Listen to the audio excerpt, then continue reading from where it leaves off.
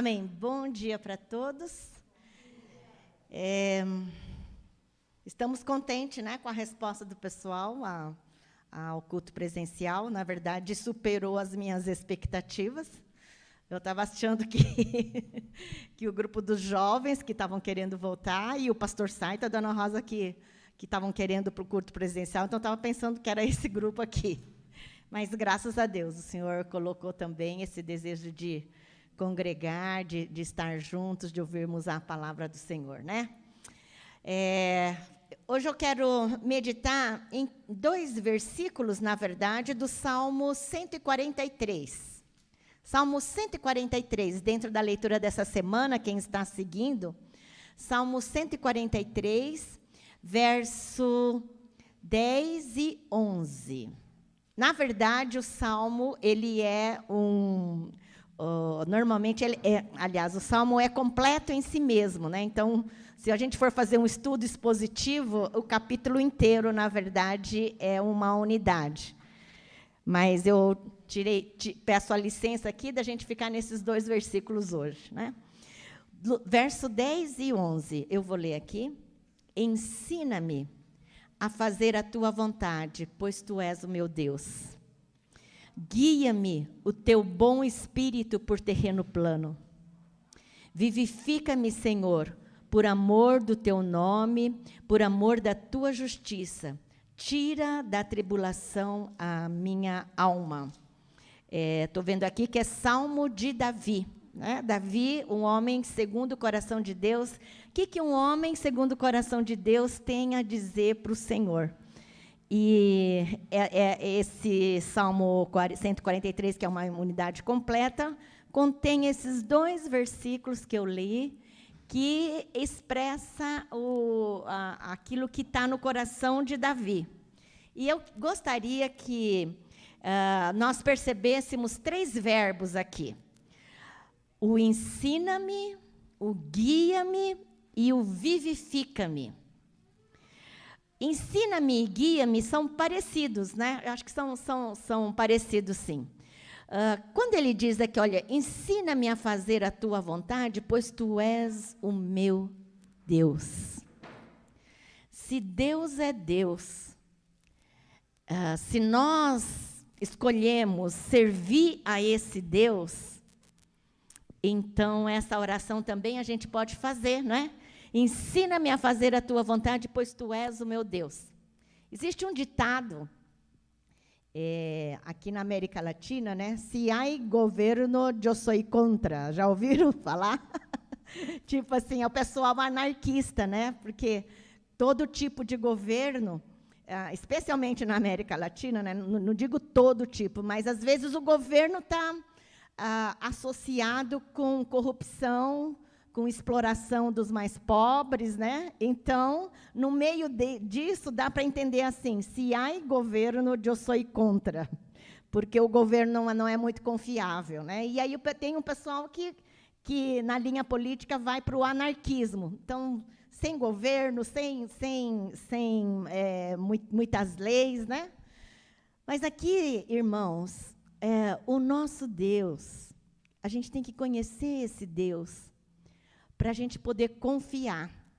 Se a gente está num ambiente onde toda autoridade, todas as pessoas que são constituídas de autoridade são exploradoras, né? Ou a maioria são exploradoras, ou pensando em si mesmo e extorquem do pessoal. Gente, o nosso Deus não é um Deus assim. Nosso Deus é um Deus amoroso. Às vezes os jovens têm medo de eu não quero consagrar a vida ao Senhor, porque senão Ele vai me mandar lá na África como missionário, aí eu vou ser pobre, eu não vou... Deus vai azarar com a minha vida, né? Entre aspas, né? Gente, esse é o medo de alguém que não conhece o amor de Deus. Nosso Deus é um Deus que se esvaziou de si mesmo, enviou seu Filho e morreu por nós, gente. Não é um Deus opressor, não é um Deus que vai azarar com a nossa vida, é um Deus que nos ama e quer fazer a nossa vida uma vida que tenha significados, né?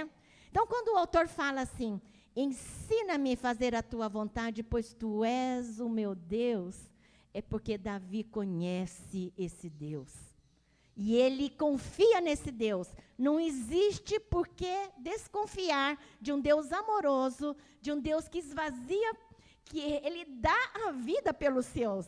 Ele não está sugando dos seus. Ele deu a sua vida por nós. E é esse Deus a quem o Davi está orando. Senhor, ensina-me o teu caminho. Ensina-me a tua vontade, pois tu és o meu Deus. Guia-me o teu bom espírito por terreno plano. Ele está pedindo orientação de Deus. Gente, na nossa vida, muitas vezes a gente precisa de orientação de Deus, não é? Não sei se a gente pode estar pensando assim, no decorrer da vida. De repente, você está lá, terminou o colegial, e você tem que escolher alguma faculdade. Deus, o que eu vou fazer da minha vida? Qual faculdade escolher, né? Você está numa certa idade, você já está pensando no futuro, de repente você pensa em formar uma família, você tem que encontrar um companheiro ou uma companheira. Deus, qual é a tua vontade?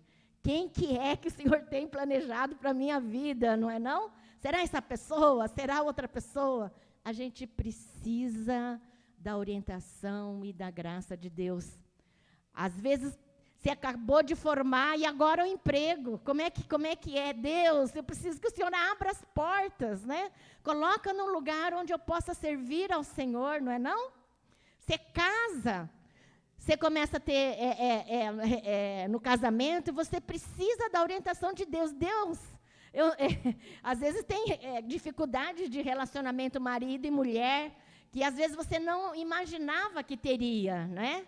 Deus tem misericórdia, ajuda a gente a andar, a viver a vida de relacionamento segundo a tua vontade.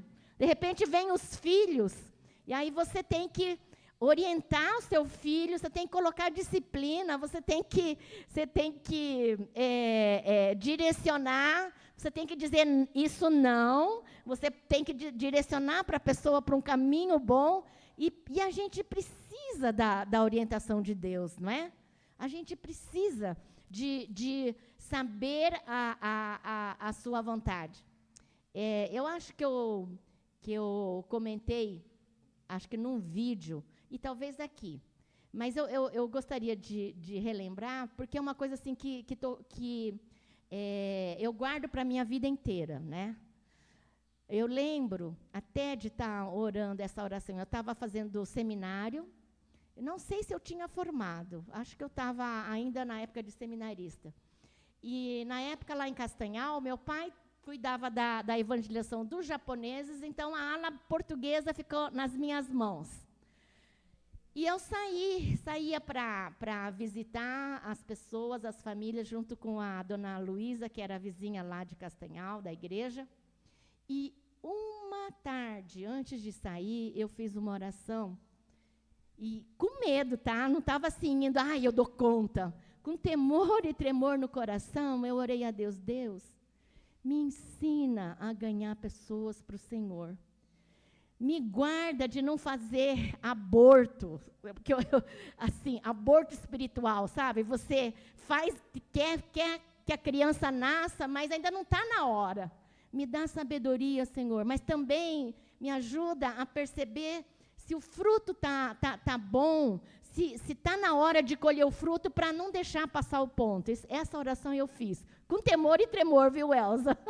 Saindo da minha casa, fiz essa oração. Deus, me ajuda a ganhar pessoas. Mas eu não quero fazer aborto espiritual, eu detesto isso, né? Você vai na casa de uma pessoa e você acha que a pessoa está pronta e você força a barra, às vezes o coração da pessoa fecha. Então, eu fiz essa oração.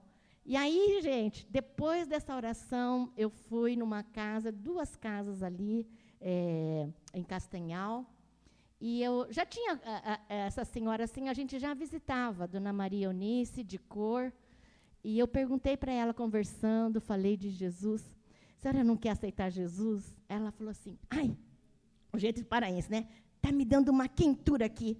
Eu quero aceitar Jesus. Quentura. Quer dizer, acho que o Espírito Santo estava tocando no coração dela, né? E ela estava sentindo aquele calor do toque do Espírito. E ela fez uma oração simples ali. E essa dona Marionice tinha um filho caçula, que eu já contei para vocês, né? Que não estava esperando ele ligar. E ele ligou e dizendo, Ioquime, você lembra de mim? A Sara lembra, né? Sara lembra do Chica? Era um menininho moreninho, que não sei por que os meninos colocaram esse apelido, Chica. E esse menino hoje é pastor. Ele estava pastoreando a Igreja Assembleia de Deus Boas Novas, lá em Manaus. E eu fiquei sabendo que ele, aquela igreja, aquela congregação de Manaus, um outro pastor foi lá, e ele está cuidando de umas 3 ou 4 congregações. Como que se diz? Eu não sei como que é o nome lá do pessoal lá. Acima dele, nomeou ele para 3 congregações. Mas são coisas assim, né? A gente sai com temor e tremor, viu? Não é que a gente sabe, que acha que a gente sabe e vai fazer as coisas. Mas a gente precisa de pedir para o Senhor nos ensinar, nos guiar, né? A gente não é nada, mas, de repente, Deus guia, Deus ouve as nossas orações. Saí com temor e tremor, mas falei de Jesus e o Espírito Santo que deu aquela quentura no coração dela, né? Não fui eu. E hoje o filho dela é pastor lá em Manaus. É uma coisa assim, nos traz alegria, né? Na nossa vida, irmãos, a gente precisa a todo momento. Falei das fases da nossa vida, né? A gente precisa de pedir para o Senhor ensinar. Mas, gente, é para ensinar, e aqui, olha, ensina-me a fazer a tua vontade. Uma coisa é você saber intelectualmente. A outra coisa é você colocar o teu corpo à disposição de Deus, não é? Para fazer a tua vontade, a sua vontade. Não adianta nada a gente ter os versículos na cabeça e a gente saber de cor. É bom, é melhor do que não ter. Mas só ter as coisas na cabeça e não fazer a vontade de Deus, fica truncado a nossa vida espiritual, né? A gente quer fazer a vontade de Deus. No verso aqui, guia-me o teu bom espírito por terreno plano. A gente precisa dessa orientação de Deus, desse guia, para a gente saber onde caminhar, onde colocar os nossos passos, né? E olha, gente, o terceiro verbo é o verbo vivifica-me, Senhor. De tempos em tempos, a gente precisa dessa renovação, de vivificar, né? Nós precisamos da presença do Senhor constante nas nossas vidas. E pela graça de Deus, eu acho que de vez em quando Ele nos dá alguns toques, né? Quando você menos espera, você está lendo a Bíblia e de repente um versículo salta assim da Bíblia e fala ao teu coração, né? Como eu já tinha compartilhado com vocês, eu vou falar mais uma vez por causa da Clarice e do Fumil, que não conhece essa história, mas a gente, eu, né, estava orando assim, Deus, o que o Senhor quer que eu faça da minha vida? Na época de 2º para 3º colegial. Orando quase que o ano inteiro, Deus, orienta, porque eu quero fazer a tua vontade. E naquela época eu gostava de biologia, estava pensando oceanografia, alguma coisa assim, né?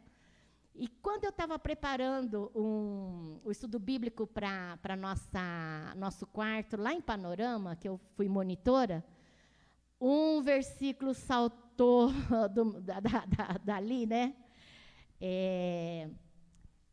Quem ganhar a sua vida, perdê-la-á. Quem perder a vida por causa de mim e do Evangelho, salvá-la-á. Esse versículo veio assim, e tipo assim, Ioquime, o que você está planejando da sua vida? E sabe, nos meus projetos não tinha nada do Evangelho. Qual que era o meu projeto, não é?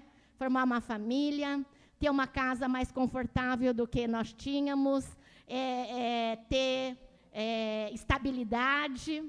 E, de repente, aquele versículo me fez ver, cadê o evangelho nos teus planos? E aquilo foi uma virada na minha vida, né? Aí, quando foi pastor Kazunori que era o preletor, e no último dia ele perguntou, alguém não gostaria de consagrar a sua vida para falar do evangelho para as outras pessoas? Eu não esperei nada, porque fui a primeira, que Deus já tinha me falado ali. Eu só estava confirmando a decisão que Deus já tinha colocado no meu coração, né? Queria que agora o evangelho fosse a coluna central da vida. Dentro disso, Deus me fez experimentar algumas coisas, sabe? Uma das coisas foi que, na época que eu estava fazendo seminário, a gente estava em Castanhal e ia para Belém. E, nesse inteirinho, a gente tinha um tempo até pegar o ônibus e chegar até o seminário, e eu ia orando. Ia orando assim, Deus, trabalha também no coração dos meus irmãos. Pai, levanta eles, Senhor, para a tua obra. Chama cada um deles, Deus. Faz deles servos do Senhor, né? Eu não sei o quanto vale, tá, gente? Uma irmã está orando isso pelos irmãos. Mas, sabe, Deus foi chamando um a um, né? A Sara, que teve o problema, ela pôde estar fazendo geografia, mas a Noemi, a Débora e o Davi, de alguma forma, Deus orientou naquela oração e Deus chamou cada um deles, né? Eu sei que não é só por causa da minha oração, mas eu sei que Deus orientou nesse processo para mim ter alegria de ver os meus irmãos se levantarem para servir ao Senhor. E uma das coisas que eu fiquei sabendo, isso mais tarde, foi num estudo bíblico, gente, coisa simples, mas era esse texto que falou comigo. E estava um grupo, eu não sei se mais do que 5 pessoas. A gente, lá em Castanhal, tinha vários sítios que abriram a porta. O pastor Kikuchi era bem metódico, e tinha alguns sítios onde ele levava a palavra. E numa dessas casas tinham jovens que frequentavam a igreja também, mas a gente estava... Na verdade, nós estávamos nem numa sala, acho que estava assim, atrás de uma garagem, e com uns banquinhos, assim, bem simples. E estudando, eu estava ministrando esse texto, e naquele dia, Deus tocou o coração do meu irmão, o Davi. Ele tinha o desejo de ser médico, um médico que fosse famoso e tudo mais, né, um médico eficiente. Mas depois ele falou que foi naquele estudo bíblico, com aquele versículo, que, aliás, ele dizia o seguinte, eu quero ser tudo menos pastor. Ele cresceu na família de pastor e ele tinha isso, né? Quero ser tudo menos pastor. Mas, gente, num estudo bíblico simples, era 5, 6 jovens ali, que nós estávamos ali, numa cadeirinha, e aquele versículo fez ele modificar a sua vida e consagrou a vida para o Senhor. Coisas que Deus faz, não é a gente. Por isso que a gente precisa dessa oração, né? Senhor, ensina-me, guia-me, para que, em passos de obediência, Deus vai fazendo as coisas. Né? Independentemente da gente. Mas se você coloca a tua vida à disposição, dizendo, ensina-me, guia-me, Deus vai operar, vai ouvir a sua oração, se é sincero, não é? Ensina-me e guia-me.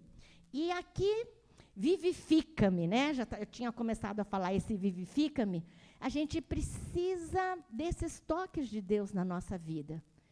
E uma das coisas, né, que nos ajuda muito é ter a disciplina diária da gente estar lendo a Bíblia, meditando e orando, para que Deus possa nos tocar, nos fazer sensíveis à sua voz, né?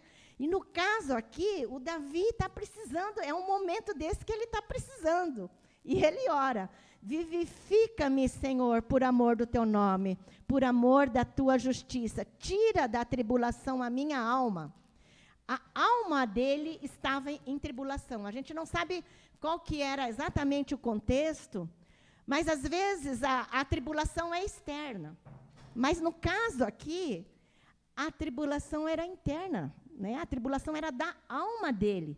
Talvez tinha acontecido algumas coisas, a gente vai ver, na verdade, aqui no 12, indica que tem inimigos, tem algumas coisas aí, mas a tribulação era da alma, não era, às vezes tem tribulação externa, sim, mas essa questão interna, gente, a gente precisa do toque de Deus, a gente precisa da bênção de Deus na nossa vida. A gente precisa desse vivificar. Porque a gente pensa que é grandes coisas, mas não é não, né? Aqui, olha, Davi é um cara que enfrentou Golias, não é? Mas ele está orando aqui. Livra-me, tira da tribulação da minha alma. Não era, possivelmente não tinha alguma coisa externa. Mas internamente ele precisava, Deus, eu estou precisando, vivifica-me. E a gente precisa disso, né?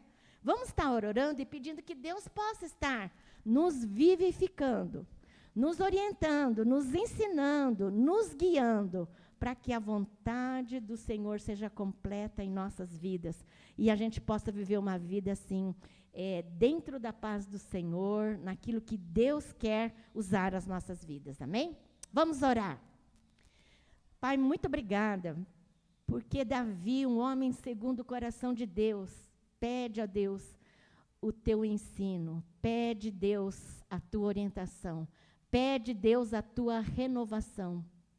E nós, ó Deus, junto com Davi, hoje de manhã, oramos também.